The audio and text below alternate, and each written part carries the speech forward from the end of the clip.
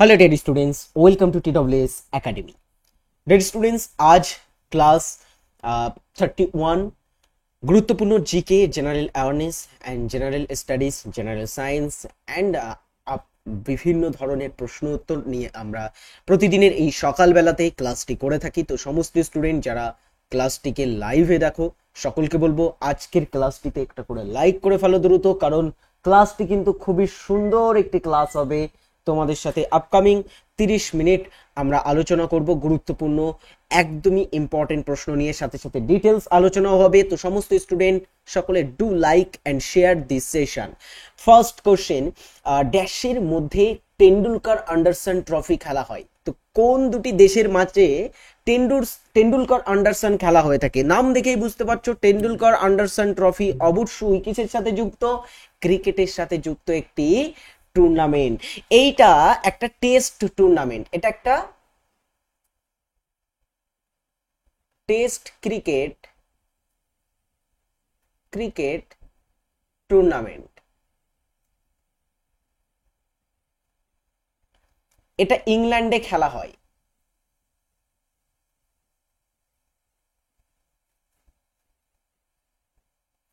এখন সম্প্রতি কিন্তু ইংল্যান্ডে খেলা হচ্ছে টেন্ডুলকার আন্ডারসন ট্রফি। এটা অ্যাকচুয়ালি তাহলে ভারত এবং ইংল্যান্ডের মধ্যে খেলা একটি কিন্তু ট্রফি। এখান থেকে জেনে রাখো নামটা কিভাবে এসেছে। Most wicket in career in test ক্রিকেটের ইতিহাসে সব থেকে বেশি উইকেট মুথাইয়া মুরলীধরন, শ্রীলঙ্কান প্লেয়ার, পুরো বিশ্বের বুকে সব থেকে বেশি উইকেট নিয়ে রেখেছেন তিনি, তার 800 উইকেট আছে। তারপরে শেন ওয়ার্নার, মাফ করবে, অস্ট্রেলিয়ার শেন ওয়ার্ন 708টি, জেমস অ্যান্ডারসন তিনি 704টি এবং অনিল কুম্বলে 619টি উইকেট নিয়ে রেখেছেন। এরপরে যদি most run in career in test দেখা যায় তাহলে সচিন রমেশ টেন্ডুলকার তিনি ভারতের হয়ে এবং পুরো বিশ্বে ক্রিকেটের ইতিহাসে সবচেয়ে বেশি রান করে রেখেছেন। কত? 15,921 কিন্তু তার রান আছে। তো এখান থেকে দেখো সবচেয়ে বেশি ভারত থেকে যিনি রান করেছেন টেস্ট ক্রিকেটের ইতিহাসে সচিন টেন্ডুলকর, সেখান থেকে টেন্ডুলকর নামটা এসেছে। আর অ্যান্ডারসন তিনি হচ্ছেন ইংল্যান্ডের ক্রিকেটের হিস্ট্রিতে ইংল্যান্ডের হয়ে সব থেকে বেশি টেস্ট ক্রিকেট তিনি সংগ্রহ করেছেন, তো সেখান থেকে অ্যান্ডারসনের নাম দেওয়া হচ্ছে। তো টেন্ডুলকার আন্ডারসন ট্রফি এটা ভারত ইংল্যান্ডের মধ্যে খেলা হয়। দুই দেশের একজন সবচেয়ে বেশি রানকারী, একজন সবচেয়ে বেশি উইকেট শিকারী। লোহার মরিচা পড়লে তার ওজন কি হয়? লোহায় যদি মরিচা পড়ে তাহলে তার ওজনের কিরূপ পরিবর্তন হবে? দেখো বাবা, এটার উত্তর করো সকলে। খুব সুন্দর প্রশ্ন আছে কিন্তু আজকের ক্লাসে। অবভিয়াসলি সকলে ক্লাসটিতে লাইক করতে ভুলবে না। লোহার মরিচা পড়লে তার ওজন কি হয়ে থাকে? লোহায় মরিচা পড়লে তার ওজনটা বেড়ে যায়। ওকে, এখানে দেখো কেন বাড়ে। লোহা বাতাসে যদি তুমি ফেলে রাখো, খোলা বাতাসে, সেই খোলা বাতাসে ফেলে রাখলে অক্সিজেন এবং আর্দ্রতার কারণে এই লোহায় রাসায়নিক বিক্রিয়া হয় এবং একটি রাসায়নিক বিক্রিয়া করে যা আয়রন অক্সাইড বা মরিচা গঠন করে। মরিচাটা আসলে কি? Iron oxide. এটা অ্যাকচুয়ালি অক্সিজেনে তুমি যদি লোহাকে রেখে দাও, বাইরে যদি রেখে দাও লোহাকে, আর্দ্রতা এবং অক্সিজেনের সাথে বিক্রিয়া করে এটা কিন্তু কি করবে? আয়রন অক্সাইড বা মরিচা গঠন করবে। লোহার উপরিভাগে আয়রন অক্সাইডের স্তর তৈরি হয়, এই কারণে লোহার কিন্তু যে ওজন সেটা অবশ্য বেড়ে যায়। কোন সালে শিক্ষার অধিকার আইন, রাইট টু এডুকেশন অ্যাক্ট ভারতে প্রণীত হয়েছিল? ভারতে শিশুদের শিক্ষার অগ্রগতি আনার জন্য 6 থেকে 14 বছর শিশুদের মধ্যে শিক্ষা কম্পালসারি করার জন্য শিক্ষার অধিকার আইন পাশ হয়েছিল, রাইট টু এডুকেশন অ্যাক্ট।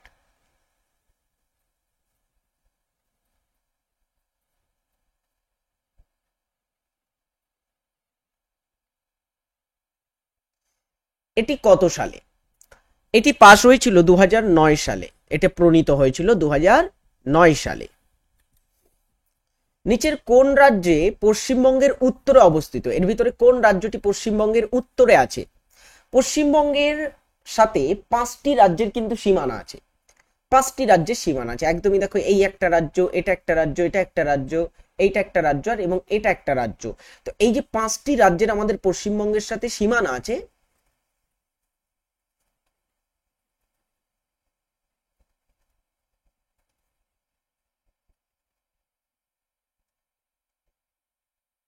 পশ্চিমবঙ্গের সাথে তাহলে কটি রাজ্যের সীমানা আছে? জেনে রাখো 5টি রাজ্যের, 5 স্টেটস, 5টি রাজ্যের সীমানা আছে। কি কি রাজ্য? প্রথমে দেখো ওড়িশা রাজ্য, একদমই আমাদের পশ্চিমবঙ্গের দক্ষিণ পশ্চিম দিকে অবস্থিত আছে। কোন দিকে আছে এটা? পশ্চিমবঙ্গের দক্ষিণ পশ্চিম দিকে অবস্থিত আছে ওড়িশা। তারপরে পশ্চিমবঙ্গের একদমই পশ্চিমে দুটি রাজ্য পাবো আমরা, একটা পাবো ঝাড়খণ্ড রাজ্য, ঝাড়খণ্ড রাজ্য, এবং আরেকটা হচ্ছে বিহার রাজ্য। তো এইগুলি পশ্চিমবঙ্গের পশ্চিম দিকে আছে। এছাড়া পশ্চিমবঙ্গের উত্তর দিক, উত্তর দিক মানে উপরের দিকটাতে কি কি আছে? একদিকে নেপাল দেশ আছে, নেপাল বলে একটি দেশ আছে, অপরদিকে ভুটান বলে একটি দেশ আছে, আর তার মাঝখানে অবস্থিত আছে পশ্চিমবঙ্গের একটি রাজ্য যেটার নাম হচ্ছে সিকিম রাজ্য। তাহলে ডিয়ার স্টুডেন্টস আমরা কি বুঝলাম এখান থেকে? সিকিম পশ্চিমবঙ্গের কোন দিকে আছে? অবশ্যই পশ্চিমবঙ্গের উত্তর দিকে সিকিম আছে। এছাড়া পশ্চিমবঙ্গের সাথে আরো একটি রাজ্যের সীমানা আছে, যে রাজ্যটির নাম হচ্ছে অসম রাজ্য। উত্তর পূর্ব দিকে বলা যেতে পারে, বা উত্তর পূর্ব দিকে আমাদের পশ্চিমবঙ্গের সাথে আসামের সীমানা আছে। মাথায় গেল এই গুরুত্বপূর্ণ জিনিস। এছাড়া পশ্চিমবঙ্গের পূর্ব দিকে আরো একটা দেশ আছে যেটার নাম হচ্ছে বাংলাদেশ, বাংলাদেশ। আচ্ছা, তাহলে পশ্চিমবঙ্গের দক্ষিণ দিকে কি আছে? তোমরা দেখতেই পাচ্ছ এখানে কি আছে? বে অফ বেঙ্গল, তাই না? বে অফ বেঙ্গল কোথায় আছে? পশ্চিমবঙ্গের দক্ষিণ দিকে আছে। এটা হচ্ছে পশ্চিমবঙ্গের ম্যাপ, এবং তার চারিপাশে কি আছে এটা আমি তোমাদের বলে দিলাম সংক্ষেপে। পরের প্রশ্ন দেখে ফেলি।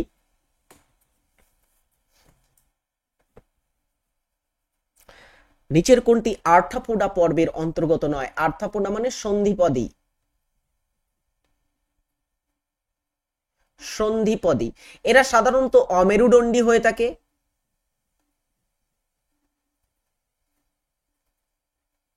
অমেরুদণ্ডী একটি পর্বের প্রাণী হয়ে থাকে সন্ধিপদীরা। এখন আর্থাপোডা বা সন্ধিপদী এর ভিতরে নয় কোনটি? মাকড়সা, শামুক, কাঁকড়া, বিছে। অ্যান্সার হচ্ছে এখানে শামুক, আর্থাপোডা নয়। তাহলে শামুক কি? বলো, কমেন্ট করে জানাও সকলে, শামুক আসলে তাহলে কি? আমি অপেক্ষা করছি তোমাদের জন্য। 5 নম্বর প্রশ্ন। যারা ক্লাসে এখনো লাইক করোনি, ডু লাইক এভরিবডি। তো শামুক আসলে কি? শামুক অথবা ঝিনুক, এই জাতীয় যে প্রাণীগুলো আছে, শামুক অথবা ঝিনুক জাতীয় যে প্রাণী, এদের দেহর বাইরে কিন্তু এক ধরনের কি থাকে? এক ধরনের আবরণ থাকে, এক ধরনের আবরণ থাকে, তাই তো? সেই শামুক ও ঝিনুকের বাইরে বা এরকম আবরণযুক্ত প্রাণীদেরকে আমরা সাধারণত কি বলবো? এদেরকে বলবো মোলাস্কা। এরা হচ্ছে মোলাস্কা পর্বের প্রাণী।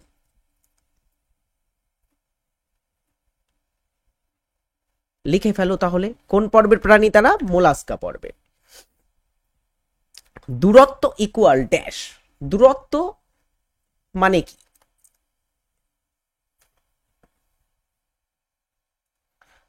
অ্যাকচুয়ালি এখানে দূরত্বের সংজ্ঞা জানতে চেয়েছে। দূরত্ব আসলে কি?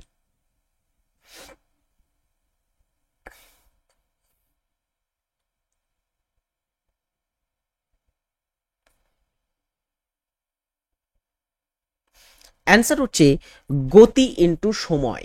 গতি ইন্টু সময়, এটাই দূরত্ব। মনে করো, এটা তো তোমরা সময় দূরত্বের ক্লাসে পড়েছো, তোমার ওই ম্যাথের ক্লাসে, তাই না? তো তুমি যদি 100 কিলোমিটার গতিবেগে, তোমার মনে করো গতি হচ্ছে 100 কিলোমিটার, 100 কিলোমিটার গতিবেগে তুমি 1 ঘন্টা ধরে গাড়ি চালালে, তো 1 ঘন্টায় তুমি কতটা গেলে? তাহলে 100 কিলোমিটার গেলে।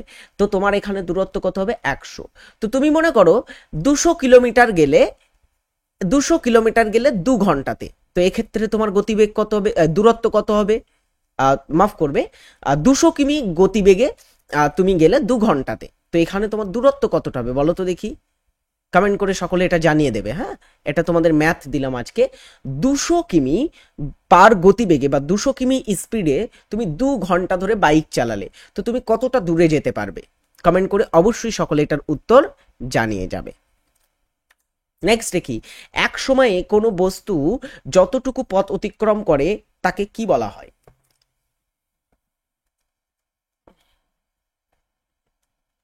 একক একটা সময়ে, বিশেষ একটা একক সময়ে, 1 ঘন্টা হতে পারে, 2 ঘন্টা হতে পারে, 3 ঘন্টা হতে পারে, একক সময়ে কোনো একটা বস্তু সে যতটা পথ অতিক্রম করে তাকে বলা হয়ে থাকে গতি, তাকেই বলা হয় কি গতি। তো আমরা একটু আগে এখানে একটা জিনিস দেখলাম, গতি ইন্টু সময় ইকুয়াল দূরত্ব, আর এখানে একক সময়ে কোনো বস্তু যতটুকু পথ অতিক্রম করবে তাকে বলা হবে কি, তাকে বলা হবে গতি। Option B is right answer.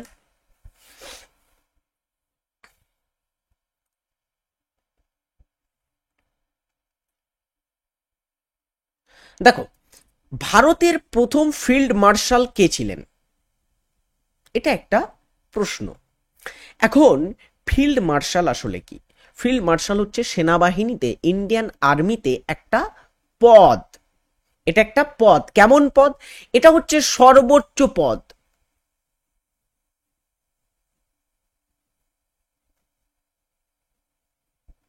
সেনাবাহিনী বা ইন্ডিয়ান আর্মিতে সর্বোচ্চ র্যাঙ্ক, হাইয়েস্ট র্যাঙ্ক হচ্ছে ফিল্ড মার্শাল র্যাঙ্কটা। সেনাবাহিনীতে আমরা কিছু এরকম র্যাঙ্ক দেখতে পাবো, যেমন তোমার যদি বলা হয় সবচেয়ে লো র্যাঙ্ক হচ্ছে সিপাই। এখানে দেখো অ্যারেঞ্জ করা হয়েছে লো থেকে হাই, ঠিক আছে? এখানে লো থেকে মানে এখানে নিম্ন, নিম্ন থেকে উচ্চ পর্যন্ত এখানে পরপর কিন্তু এখানে র্যাঙ্কগুলোকে রাখা হয়েছে। তো প্রথমে দেখো, প্রথমে হচ্ছে সিপাই, তারপরে নায়েক, ল্যান্স নায়েক, তারপরে নায়েক, তারপরে havildar, naib subedar, subedar, subedar major, office cadet, তারপরে lieutenant, captain, major, lieutenant colonel, colonel, তারপরে brigadier, major general, lieutenant general, general, তারপরে ফিল্ড মার্শাল। তো ফিল্ড মার্শাল হচ্ছে সর্বোচ্চ, ফিল্ড মার্শাল থেকে একটু কম হচ্ছে জেনারেল, তারপরে লেফটেন্যান্ট জেনারেল, তারপর মেজর জেনারেল, এইগুলো পরপর কিন্তু কম আছে। তো এখানে আমরা প্রথমে নিম্ন থেকে দেখলাম, সিপাই হচ্ছে সবচেয়ে নিম্ন র্যাঙ্ক হচ্ছে, বা সবচেয়ে লোয়েস্ট র্যাঙ্ক হচ্ছে আমাদের সেনাবাহিনীর, আর সর্বোচ্চ র্যাঙ্ক হচ্ছে কোনটি? ফিল্ড মার্শাল হচ্ছে সর্বোচ্চ র্যাঙ্ক, হাইয়েস্ট র্যাঙ্ক আমাদের ভারতের সেনাবাহিনীতে। তো ফিল্ড মার্শাল ভারতের প্রথম কে ছিলেন? শ্যাম মানেকাশ। তো এই শ্যাম মানেকাশের নামে একটা সিনেমা বার হয়েছিল 2023 সালে, তার নামে একটা সিনেমা প্রকাশিত হয় যেটার নাম হচ্ছে শ্যাম বাহাদুর। শ্যাম বাহাদুর বলে একটা সিনেমা বার হয়েছিল, অনেকে হয়তো দেখেছো, যারা দেখেছো তারা কমেন্ট করে অবশ্যই জানাবে যে শ্যাম বাহাদুর বলে সিনেমা, এই সিনেমাটা কার জীবনের কাহিনীর উপরে ভিত্তি করে তৈরি হয়েছে? শ্যাম মানেকাশের। শ্যাম মানেকাশ, মাফ করবে, শ্যাম মানেকাশ ইনি আসলে ছিলেন কি জানো? ইনি আমাদের ভারতের প্রথম ফিল্ড মার্শাল ছিলেন। এখন এনার উপরে যে সিনেমাটা তৈরি হয়েছে তার যে চরিত্র সেটাতে অভিনয় করেছে ভিক্কি কৌশল, এবং এই সিনেমাটা একজন বিখ্যাত তোমার আমার মনে পড়ছে না, একজন ডাইরেক্টর আছে যিনি হচ্ছেন মেঘনা গুলজার। মেঘনা গুলজার হচ্ছে কবি, এবং অবশ্যই তোমরা নিশ্চয়ই জানো গুলজার, গুলজারের নাম শুনেছো, গুলজার এর কন্যা মেঘনা গুলজারের দ্বারা ডাইরেক্টেড, মেঘনা গুলজারের নির্দেশনায় নির্মাণ হয়েছে শ্যাম বাহাদুর, দ্য মোস্ট আইকনিক সিনেমা। এটা একটা খুবই ভালো একটা সিনেমা, যদি না দেখে থাকো অবশ্যই দেখবে, এটা খুব ভালো একটা সিনেমা। নেক্সট প্রশ্ন, 2025 সালে সেরা অভিনেতার অস্কার জয় করেন কে? 2025 সালে সম্প্রতিকালে সেরা অভিনেতার অস্কার কে জিতেছেন?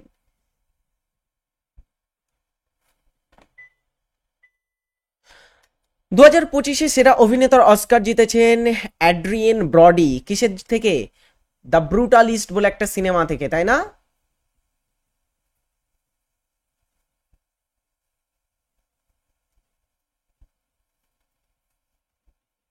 দ্য ব্রুটালিস্ট সিনেমাতে অভিনয়ের জন্য অভিনেতা অ্যাড্রিয়েন ব্রডিকে দেওয়া হয়েছে 2025 সালের অস্কার। ভারতে নাগরিকত্ব প্রদানের জন্য প্রধান কর্তৃপক্ষকে কারা ডিসাইড করবে, বা কোন মন্ত্রণালয়, কোন কর্তৃপক্ষ ডিসাইড করবে যে আমাদের ভারতে নাগরিকত্ব কারা পাবে কারা পাবে না? অবশ্যই এটা সংসদে আলোচনা হয় নাগরিকত্ব বিল নিয়ে, কিন্তু তবুও তোমরা এখানে এটার উত্তর করো। নাগরিকত্ব প্রদানের প্রধান কর্তৃপক্ষ হচ্ছে ভারতের স্বরাষ্ট্র মন্ত্রণালয়, ভারতের যে হোম মিনিস্ট্রি, স্বরাষ্ট্র মন্ত্রণালয়। বর্তমানে স্বরাষ্ট্রমন্ত্রী কে আছেন বলো? বর্তমানে ভারতের স্বরাষ্ট্রমন্ত্রী কে? বর্তমানে আমাদের ভারতের স্বরাষ্ট্রমন্ত্রী হচ্ছে অমিত শাহ।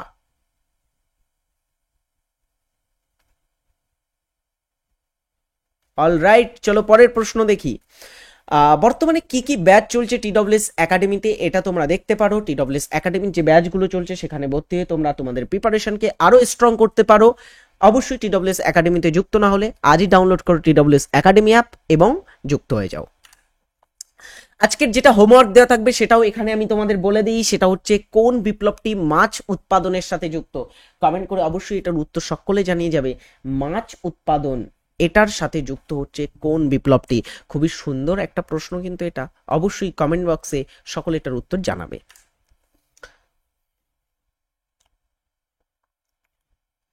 পৈতকর চিত্রশৈলী কোন রাজ্যের সাথে যুক্ত? চলো, ভারতের একটা চিত্রশৈলী হচ্ছে পৈতকর চিত্রশৈলী, এটা কোন রাজ্যের সাথে যুক্ত?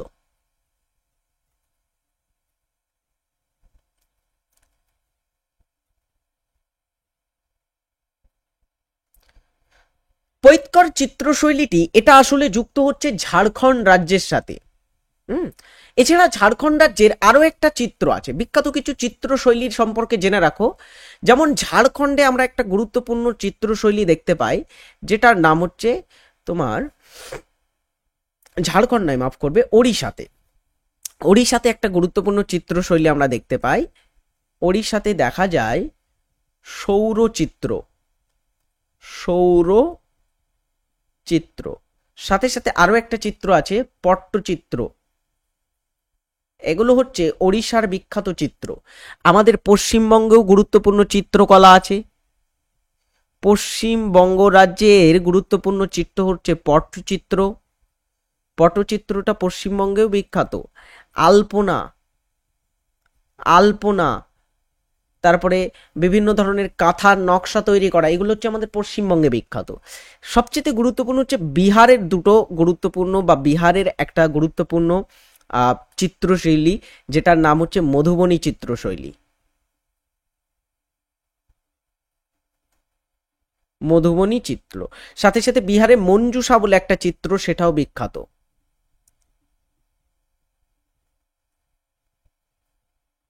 মঞ্জুষা চিত্র, এটা বিহারে বিখ্যাত। তো এগুলো হচ্ছে ইম্পর্টেন্ট কিছু চিত্রকলা, চিত্রশৈলী, কোনটা কোন রাজ্যে বিখ্যাত দেখে রাখবে। পরের প্রশ্ন, বেলুর মঠটি কোন নদীর তীরে অবস্থিত? বেলুর মঠ কে নির্মাণ করেন বলো তো দেখি? বেলুর মঠ কে নির্মাণ করে? অবশ্যই স্বামী বিবেকানন্দ নির্মাণ করেছিলেন।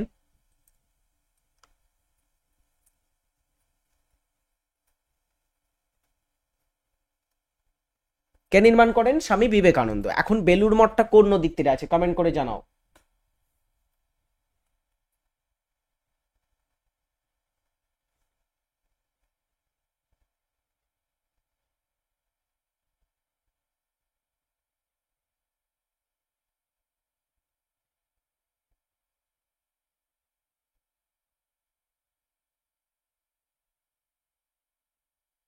ওকে, তো বেলুর মঠটি কোন নদীর তীরে আছে? এটা হুগলি নদীর তীরে অবস্থিত আছে। বেলুর মঠটি আমাদের হাওড়া জেলাতে অবস্থিত আছে। হাওড়া জেলাতে। এখন হাওড়াটা, এটা হুগলি নদীর তীরে। হাওড়া এবং কলকাতা পাশাপাশি, দুটো হুগলি নদী দ্বারা বিচ্ছিন্ন জেলা, তো হাওড়াতে আমরা পাবো এটা। একাধিক জীব একে অপরকে খেয়ে যেভাবে খাদ্য গ্রহণ করে তাকে কি বলা হয়? একাধিক জীব একে অপরকে খেয়ে খাদ্য বা তাদের পুষ্টিকে পরিপূর্ণ করে, এটাকে আমরা কি বলবো? এটা হচ্ছে ফুড চেইন বা খাদ্য শৃঙ্খল। অলরাইট, এটা হচ্ছে কি ফুড চেইন বা খাদ্য শৃঙ্খল। পরেরটা, ভারতের কোন শহরকে সিটি অফ প্যালেসেস বলা হয়? এটা তো খুবই সহজ একটা প্রশ্ন হয়ে গেল। সিটি অফ প্যালেসেস, প্রাসাদের শহর আমরা কোন শহরকে বলে থাকি?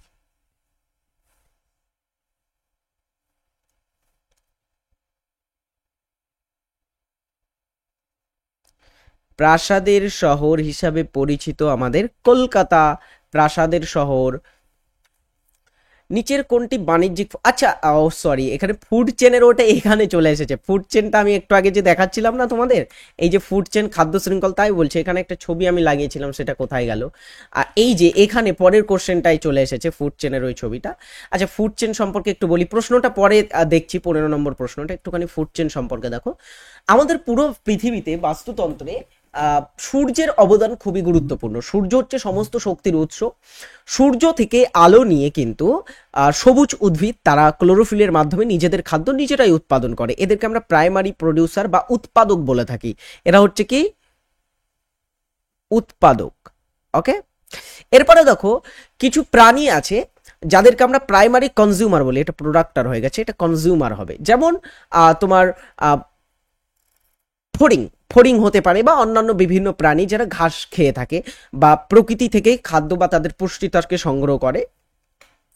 এদেরকে বিশেষ করে প্রাইমারি সেক্টরের যারা বা প্রাইমারি কনজিউমার যারা থাকে, প্রথম শ্রেণীর কনজিউমার, তারা কিন্তু সবই ম্যাক্সিমাম হয়ে থাকে ভেজিটেরিয়ান, বেশিরভাগ ভেজিটেরিয়ান, সবই ভেজিটেরিয়ান। তারপরে সেকেন্ডারি, এরা কিন্তু ভেজিটেরিয়ান হয় না, এরা সাধারণত ওই যে ভেজিটেরিয়ান প্রাণীগুলো থাকে তাদেরকে খেয়ে থাকে, তাদেরকে আবার অন্য আরেকটা প্রাণী খেয়ে থাকে, এদেরকে আমরা টার্সিয়ারি কনজিউমার বলছি।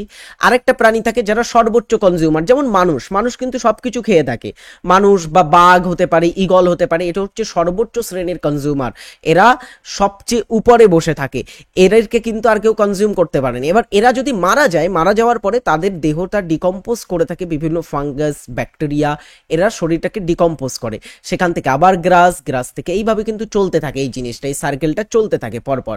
এটাকে আমরা বলে থাকি সাধারণত কি ফুড চেইন বলা হয়ে থাকে। আচ্ছা, এইটা গেল আমাদের ফুড চেইন। এইবারে দেখো আমাদের 15 নম্বর প্রশ্নে কি বলা হচ্ছে, প্রশ্ন 15, নিচের কোনটি বাণিজ্যিক ফসল নয়? এখন এখানে কোনটি বাণিজ্যিক ফসলের উদাহরণ নয় সেটা বলা হয়েছে। বাণিজ্যিক ফসল আমরা কাকে বলবো? যে ফসল উৎপাদন করা হয়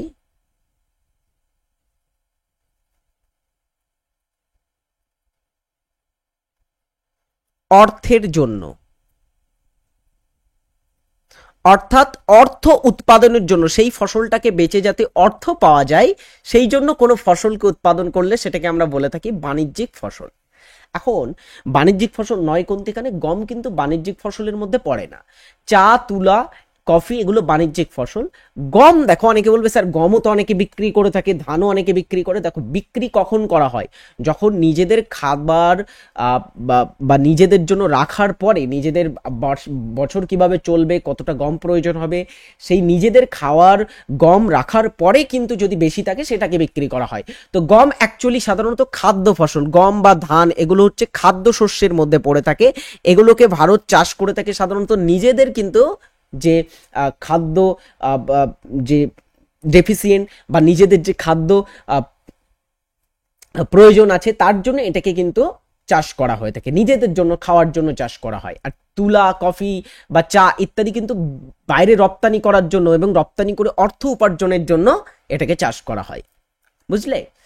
নিম্ন প্রবৃদ্ধি, পরের প্রশ্ন আমাদের 16 নম্বর প্রশ্ন, নিম্ন প্রবৃদ্ধি এবং উচ্চ বেকারত্ব একসঙ্গে ঘটলে কোন আর্থিক পরিস্থিতিকে নির্দেশ করা হয়? আচ্ছা, নিম্ন প্রবৃদ্ধি, উচ্চ বেকারত্ব, সাথে সাথে আরো একটা জিনিস জুড়ে রাখো, সেটা হচ্ছে উচ্চ মুদ্রাস্ফীতি।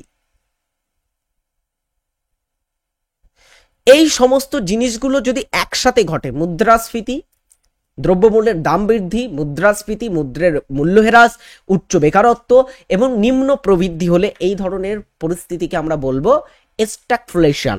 এটা অর্থনীতির একটা টার্ম। স্ট্যাগফ্লেশন হলো এমন একটি অর্থনৈতিক অবস্থা যেখানে একক সময়ে বা একই সময়ে উচ্চ মাত্রার মুদ্রাস্ফীতি, উচ্চ বেকারত্ব এবং অর্থনৈতিক অস্থবিরতা একসঙ্গে দেখা যায়। অস্থবিরতা মানে হচ্ছে একদমই বিরতি, একদমই থমথমে একটা পরিস্থিতি, থমথমে একটা অর্থনীতি, একদমই সবকিছু দাঁড়িয়ে গেছে, কোনো অর্থনীতি আর এগোচ্ছে না, এমন পরিস্থিতিকে বলা হয়ে থাকে স্ট্যাগফ্লেশন। ওকে, স্ট্যাগফ্লেশনের পেছনে কারণগুলো একটু দেখে রাখবে। এই যে নিম্ন প্রবৃদ্ধি, উচ্চ বেকারত্ব আর মুদ্রাস্ফীতি, তিনটে কারণ গুরুত্বপূর্ণ। কোন ভাষা দার্জিলিং হিল কাউন্সিলে স্বীকৃত? এর ভিতরে কোন ভাষাটি দার্জিলিং হিল কাউন্সিলে খুবই স্বীকৃত? সেটি হচ্ছে নেপালি ভাষা, দার্জিলিং হিল কাউন্সিলে স্বীকৃত একটি ভাষা। পরেরটা, সূর্য মন্দির কোন রাজ্যে অবস্থিত? চলো এটার উত্তর করো। সূর্য মন্দির এটা অবস্থিত আছে ওড়িশাতে, এটাকে আমরা কোণার্ক সূর্য মন্দির বলে থাকি। তো এটা কোণার্কে অবস্থিত আছে, কোণার্ক সূর্য মন্দির কোথায়? ওড়িশাতে। বলো পরের প্রশ্ন, নিচের কোনটি একটি পারমাণবিক বিদ্যুৎ কেন্দ্র নয়? কোনটি একটি পারমাণবিক বিদ্যুৎ কেন্দ্র নয় ভারতের? আর একটি প্রশ্ন আছে আমাদের আজকের সেশনে, বেশি প্রশ্ন হবে না, অল্পই প্রশ্ন এনেছিলাম 20টা। নিচের কোনটি একটি পারমাণবিক বিদ্যুৎ কেন্দ্র নয়? অবশ্যই কোলাঘাট একটি পারমাণবিক বিদ্যুৎ কেন্দ্র নয়, এটা পশ্চিমবঙ্গের একটি তাপ বিদ্যুৎ কেন্দ্র। তাপ বিদ্যুৎ কেন্দ্র, এটা আমাদের পশ্চিমবঙ্গে আছে। আচ্ছা, সাথে সাথে দেখো রাওয়াতভাটা, এটা রাজস্থান পারমাণবিক বিদ্যুৎ কেন্দ্র হিসাবে পরিচিত, যেহেতু এটা রাজস্থানে অবস্থিত আছে, রাজস্থানে আছে। নারোরা পারমাণবিক বিদ্যুৎ কেন্দ্র উত্তরপ্রদেশে, উত্তরপ্রদেশে। আচ্ছা, কাকরাপাড়, এটা হচ্ছে গুজরাট রাজ্যে অবস্থিত আছে, গুজরাটের একটি পারমাণবিক বিদ্যুৎ কেন্দ্র। পরের প্রশ্ন, মহাবিদ্রোহের সময় বা সিপাহী বিদ্রোহের সময় ভারতের মুঘল সম্রাট কে ছিলেন? ভারতের মুঘল সম্রাট কে ছিলেন মহাবিদ্রোহ বা সিপাহী বিদ্রোহের সময়? অবশ্যই তিনি হচ্ছেন দ্বিতীয় বাহাদুর শাহ, ইনি ছিলেন শেষ মুঘল সম্রাট।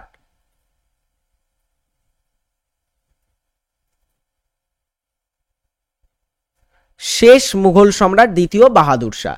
আচ্ছা, এখনো আছে প্রশ্ন, এই তো খুব ভালো হলো, প্রশ্ন এখনো আছে, তো উত্তর করো এটার।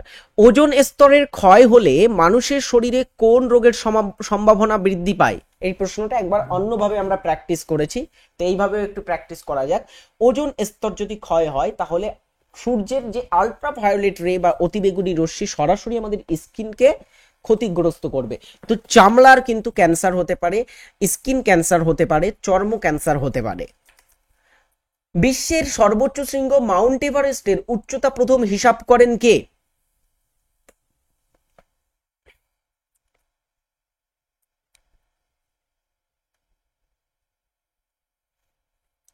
নিম্নলিখিত ব্যক্তিদের মধ্যে কে প্রথম মাউন্ট এভারেস্ট, যেটা বিশ্বের সবচেয়ে উঁচু পর্বতশৃঙ্গ,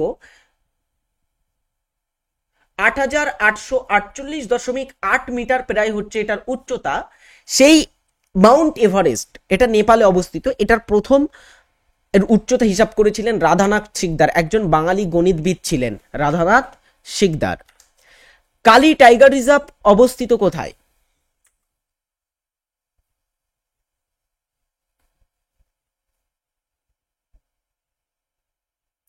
কালী টাইগার রিজার্ভ বা কালী ব্যাঘ্র সংরক্ষণ প্রকল্প অবস্থিত আছে কর্ণাটক রাজ্যে।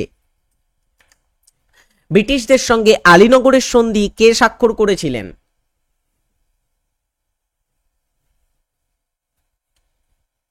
ব্রিটিশদের সাথে আলীনগরের সন্ধিটা কে স্বাক্ষর করেছিলেন? কোন শাসক স্বাক্ষর করেছিলেন আলীনগরের সন্ধি?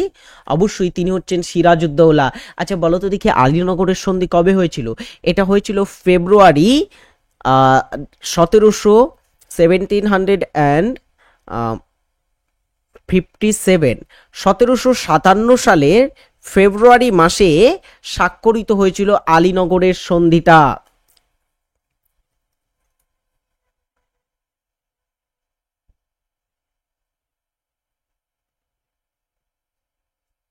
বলো পরের প্রশ্ন, নিচের কোনটি একটি প্রাকৃতিক বাস্তুতন্ত্র নয়?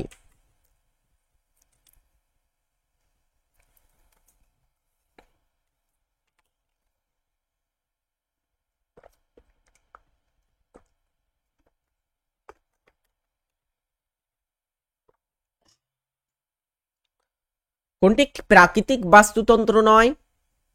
অবশ্যই সেটি উদ্যান। উদ্যান প্রাকৃতিক বাস্তুতন্ত্র নয়, মানে প্রাকৃতিক বাস্তুতন্ত্র বলে মানে হচ্ছে স্বাভাবিকভাবে যে জিনিসগুলো তৈরি হয়, যেমন বন, নদী, হ্রদ, এইগুলো স্বাভাবিকভাবে তৈরি হয়ে থাকে। এখানে কিন্তু নদী কেউ কি তৈরি করতে পারে? পারে বলো? পারে না। বন, একটা বড় বন আছে, বনটা কিন্তু প্রাকৃতিকভাবেই তৈরি হয়, এই কারণে স্বাভাবিক উদ্ভিদ এখানে জন্মায়, স্বাভাবিক উদ্ভিদগুলো বনে জন্মায়। হ্রদ, হ্রদগুলো কিন্তু কেউ প্রাকৃতিকভাবে, অনেক হ্রদ আছে কৃত্রিমভাবে খনন করা, কিন্তু ম্যাক্সিমাম হ্রদগুলো কিন্তু প্রাকৃতিক একটা বাস্তুতন্ত্রের অংশ।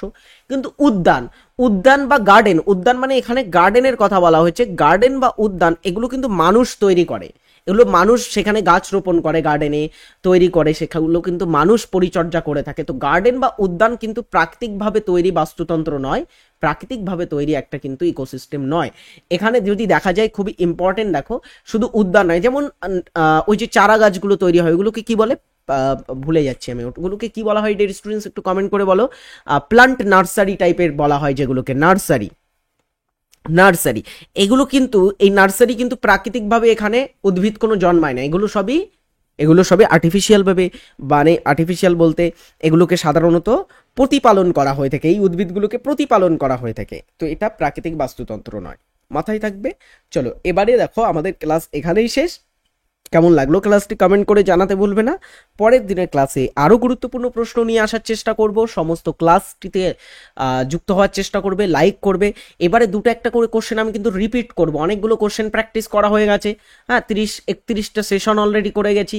এবারে দুটো একটা করে কিন্তু পুরোনো কোশ্চেন আমি রিপিট করব, দেখবো তোমাদের প্রিপারেশনটা ঠিকঠাক থাকছে কিনা। পুরোনো প্রশ্ন দুটো একটা করে রিপিট করে আবার কিন্তু সেগুলোকে আমরা রিভাইজ করব। ভালো থাকবে সকলে, পরের দিনের ক্লাসে দেখা হোক, টাটা।